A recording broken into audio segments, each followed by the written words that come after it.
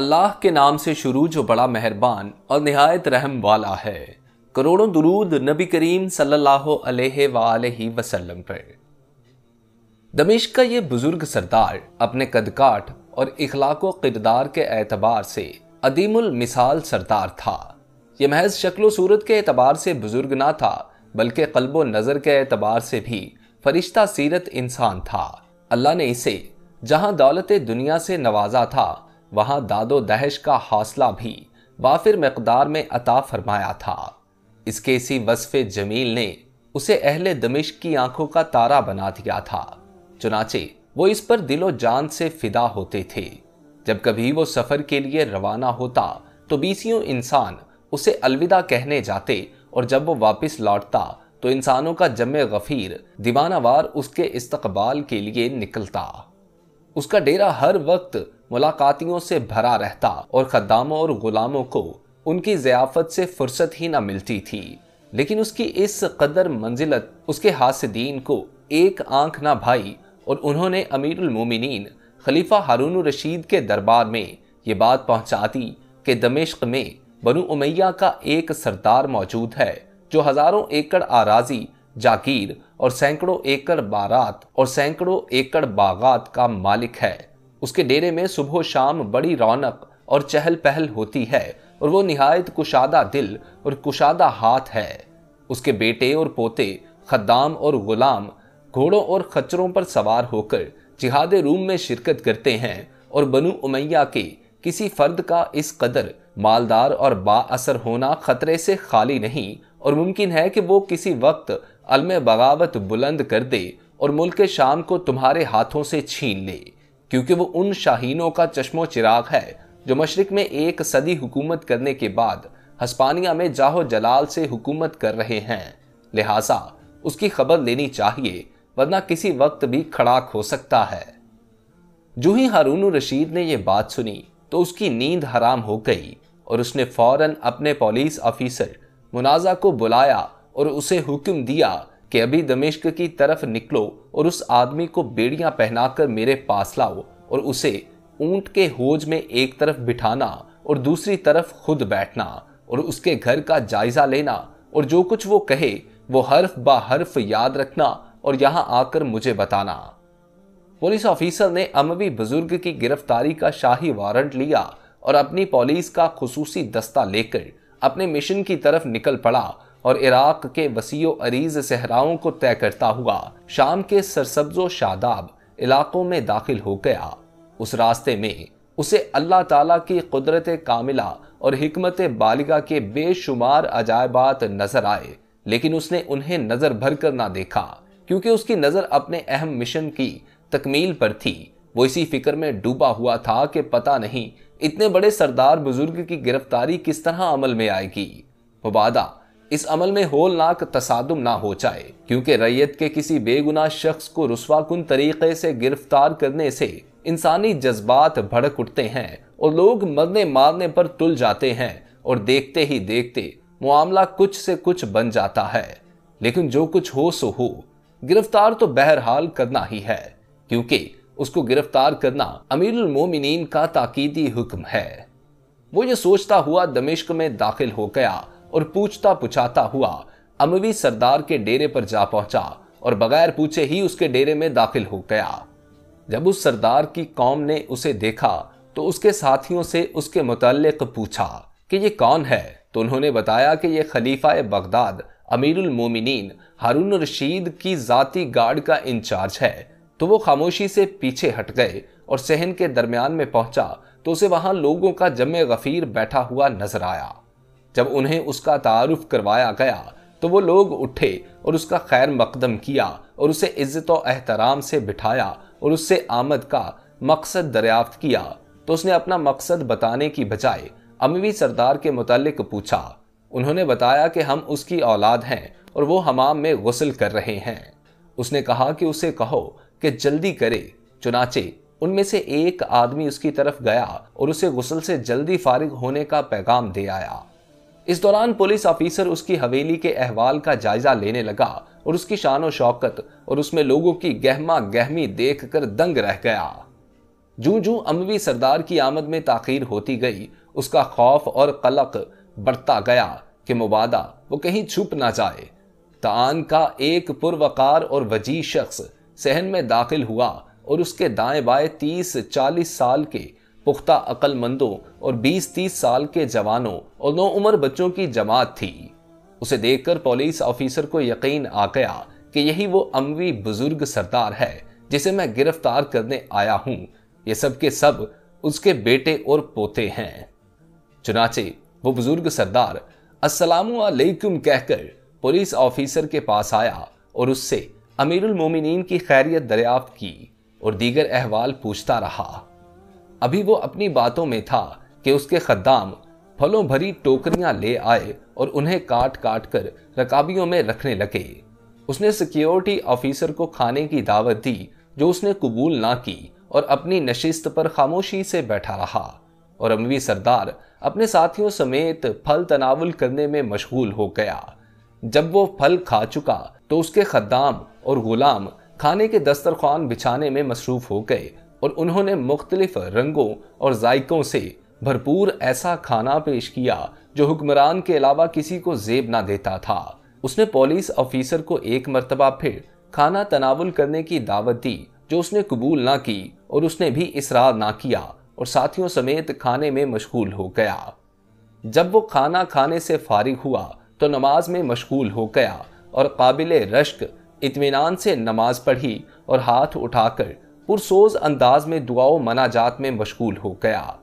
جب وہ دعا و مناجات سے فارغ ہوا تو اس نے پوچھا، بتاؤ کیسے آنا ہوا؟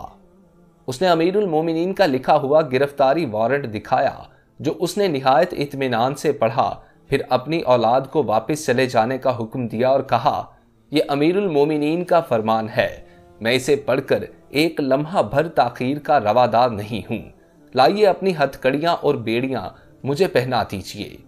چنانچہ سیکیورٹی آفیسر نے ہتھ کڑیاں اور بیڑیاں منگوائیں اور اسے پہنا کر اونٹ کے ہوج میں ایک طرف بٹھا دیا اور خود دوسری طرف بیٹھ گیا۔ جب وہ اسے لے کر دمشق سے باہر آیا تو وہ خندہ پیشانی سے پولیس آفیسر سے باتیں کرنے لگا۔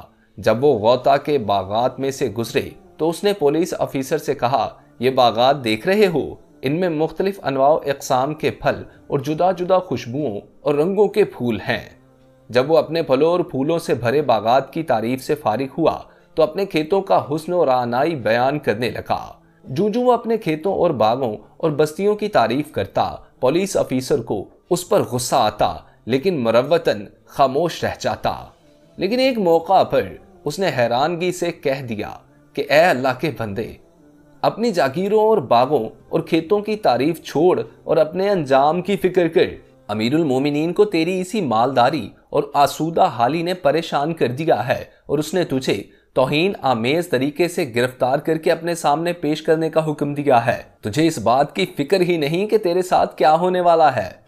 پولیس آفیسر کی یہ بات سن کر اس بزرگ نے انا للہ و انا الیہ راجعون پڑھا اور کہا، اے منازع، تیرے بارے میں میری فراست غلط ہو گئی۔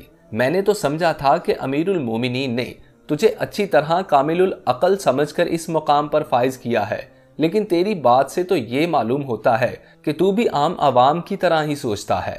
اللہ تعالیٰ مددگار ہے۔ یہ جو تو نے کہا کہ امیر المومنین نے مجھے اس حال میں تجھے اپنے دربار میں پیش کرنے کا حکم دیا ہے تو سن لے، مجھے اس خالق اور مالک پر مکمل بھروسہ ہے جس کے قبضہ قدرت میں میرا مقدر ہے۔ امیر المومنین نہ اپنے نفع و نقصان کے مالک ہیں نہ کسی اور کے۔ وہ اپنے آپ کو یا کسی اور کو اتنا ہی نفع یا نقصان پہنچا سکتے ہیں جتنا اللہ چاہے، اس سے بڑھ کر کچھ نہیں کر سکتے۔ امیر المومنین کے بارے میں نے کسی ایسے گناہ کا ارتکاب نہیں کیا جس کی وجہ سے میں غمزدہ ہو جاؤں۔ جب انہیں میرے معاملے کا پتہ چلے گا کہ میں کسی بھی صورت ان کے حق میں برا نہیں ہوں اور حاسدوں اور دشمنوں نے میرے بارے میں حسدن ان کے کان بھرے ہیں اور مجھ پر بہتان لگائے ہیں جن کی میرے فرشتوں کو بھی خبر نہیں، تو وہ میرے خون کو حلال نہیں سمجھیں گے اور مجھے عزت و احترام سے واپس بھیج دیں گے۔ اور اگر اللہ کے علم میں یہ بات لکھی جا چکی ہے کہ مجھے امیر المومنین کے ہاتھوں نقصان پہنچنا ہے اور انہوں نے میرا خون بہانا ہی ہے، تو سارے انسان، فرشتے، جن مل کر بھی مجھے نہیں بچا سکتے۔ تو میں इस फैसले से जो अल्लाह मेरे बारे में लिख कर फारिग हो चुका है, क्यों गम खाऊं और क्यों उसकी फिक्र करूं। मुझे उस अल्लाह के बारे में हुस्ने ज़न है जिसने तमाम मखलूक को पैदा किया है और उसे रिज़्क अता किया है, और ज़िंदगी और मौत उसी के हाथ में है, और जो ज़ात दुनिया और आखिरत की मालिक है उसी की रज़ा पर राज़ी रहना, उस पर सब्र करना बेहतर है। मैं तो समझता था कि तेरा इस बात पर पुख्ता ईमान है, और अब जबकि मुझे तेरी समझदारी का पता चल गया है, मैं इंशाअल्लाह अमीरुल मोमिनीन के सामने पेश होने तक तुझसे बात ना करूंगा। इसके बाद बुजुर्ग सरदार ने अपने मुंह पर मोहरे सुकूत लगाई और कूफा पहुंचने तक सिवाय सुभान अल्लाह, अल्हम्दुलिल्लाह, ला हौला वला कुव्वता इल्ला बिल्लाह कहने या जरूरी हाजत के लिए पानी मांगने के और कोई बात ना की। चुनाचे जब पुलिस ऑफिसर कूफा में दाखिल हुआ और उसे एक जगह बिठाकर अमीरुल मोमिनीन के दरबार में पेश हुआ, तो उसने अमीरुल मोमिनीन को उसकी शराफत व वजाहत और माल और दौलत की फरावानी और उसे गिरफ्तार करने और उसे कूफा तक लाने की अव्वल ता आखिर कहानी सुनाई। तो खलीफा हारून रशीद बोल उठा, अल्लाह की कसम ये आदमी सच्चा है और अल्लाह की नेमत की फरावानी की वजह महसूद है। उसके हासिदीन ने आतिशे हस्द में जलकर उसके बारे में बेसरोपा बातें की हैं। अल्लाह की कसम हमने उसे बिला वजह इतनी तकलीफ दी है, उसे परेशान किया है और उसके अहलो अयाल को खौफजदा किया है। उठ और फौरन उसकी हथकड़ियां खोल दे और बेड़ियां उतार दे और उसे इज्जत और एहतराम से मेरे पास ला। सिक्योरिटी ऑफिसर उठा और उसने बुजुर्ग सरदार की हथकड़ियां और बेड़ियां खोल दी और उसे खलीफा हारून रशीद के दरबार में पेश कर दिया। हारून रशीद ने जब बजाते खुद उसके मासूम चेहरे का मुलाहिजा किया तो उस पर फारफ्तगी की कैफियत तारी हो गई और उसका चेहरा सोने की तरह तिमतिमाने लगा। बुजुर्ग सरदार ने करीब आकर सलाम किया, जिसका हारून रशीद ने बड़ी मोहब्बत से जवाब दिया और उसका हाल अहवाल पूछना शुरू कर दिया। हाल अहवाल पूछने के बाद खलीफा हारून रशीद ने कहा, हमें आपकी मालदारी और सरदारी की इत्तलाआत पहुंची थीं और हमारे सामने ऐसी बातों का तज़किरा हुआ था जो हमारे लिए तशवीशनाक थीं, इसलिए हमने पसंद किया कि आपको बुलाकर उन बातों की असलियत मालूम की जा सके और हम आपका जवाब भी सुन सकें और आपके साथ कोई नेकी कर सकें। लिहाजा अब आप अपनी ज़रूरियात बयान कीजिए।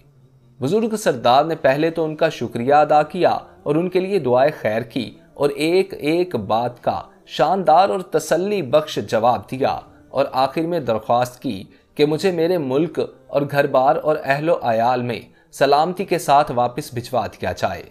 खलीफा हारून रशीद ने कहा, ऐसा करना तो हमारे ज़िम्मे है और हम इस फ़र्ज़ को बचा लाएंगे, लेकिन आप अपनी वजाहत और शराफत से मुतल्लिक़ा ज़रूरियात से आगाह कीजिए जिन्हें पूरा करके हम आपके मुआवन बन सकें, क्योंकि आप जैसे आदमी को अपनी सरदारी से मुतल्लिक़ा चीज़ों की ज़रूरत पड़ती रहती है। उसने जवाब दिया, ए अमीरुल मोमिनीन, आपके अफसरान इंसाफ परवर हैं और उनके अदलो इंसाफ ने मुझे किसी तरह के सवाल से बेनियाज कर दिया है और अमीरुल मोमिनीन की हुकूमत के साए में मेरे और मेरे अहले वतन के मामलात ठीक तरीके से चल रहे हैं। खलीफा हारून रशीद ने कहा, तुम्हें अपने मुल्क में अमनो अमान से जाने की इजाज़त है। अगर कभी तुम्हें मेरी ज़रूरत पड़े तो एक ख़त लिख देना, तामील कर दी जाएगी। ए मुनाज़ा, इसे फौरी तौर पर वहां पहुंचाओ जहां से लाए थे। चुनाचे अमवी सरदार को इज्जत और एहतराम से वापस पहुंचा दिया गया और हासिदीन की उम्मीदें खाक में मिल गई। हासिद हसद की आग में खुद ही जला करे, वो शम्मा क्यों बुझे जिसे रोशन खुदा करे।